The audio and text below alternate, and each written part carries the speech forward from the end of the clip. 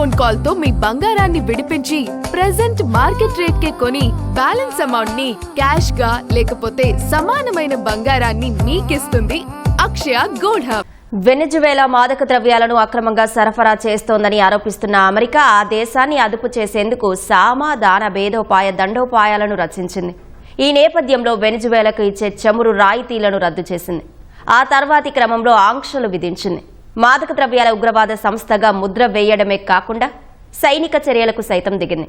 చివరకు CIA కార్యకలాపాలకు అనుమతి ఇచ్చిన అమెరికా తాజాగా దేశ అధ్యక్షుడినే అదుపులోకి తీసుకుంది.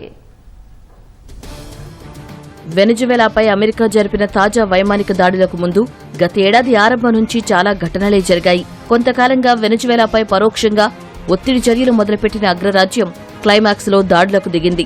గత ఏడాది ఫిబ్రవరి 26న బైడెన్ ప్రభుత్వం వెనెజువేలాకు మంజూరు చేసిన చమురు రాయితీలను ట్రంప్ రద్దు చేశారు. వెనెజువేలా ప్రభుత్వ ఆదాయ వనరులపై దెబ్బకొట్టడమే లక్ష్యంగా నిర్ణయం తీసుకున్నారు. గత ఏడాది మార్చి 24న వెనెజువేలా నుంచి చమురు కొనుగోలు చేసే దేశాలపై 25% సుంకం విధించారు. ఆర్థికంగా ఏకాకిని చేయడంతో పాటు వెనెజువేలా అంతర్జాతీయ వాణిజ్యాన్ని దెబ్బకొట్టేందుకు సుంకాల కొరడా ఝిడిపించారు.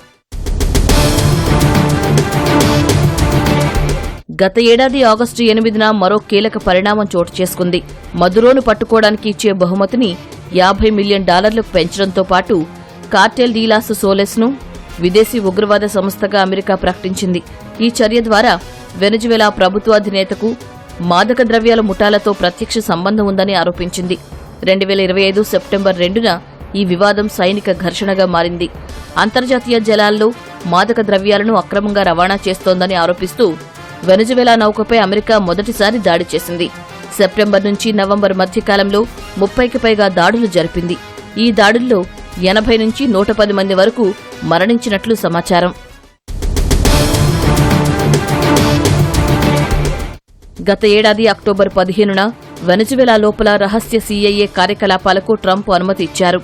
దానికి ప్రతిస్పందనగా నవంబర్ 12న వెనెజువేలా సైనిక విన్యాసాలు నిర్వహించింది.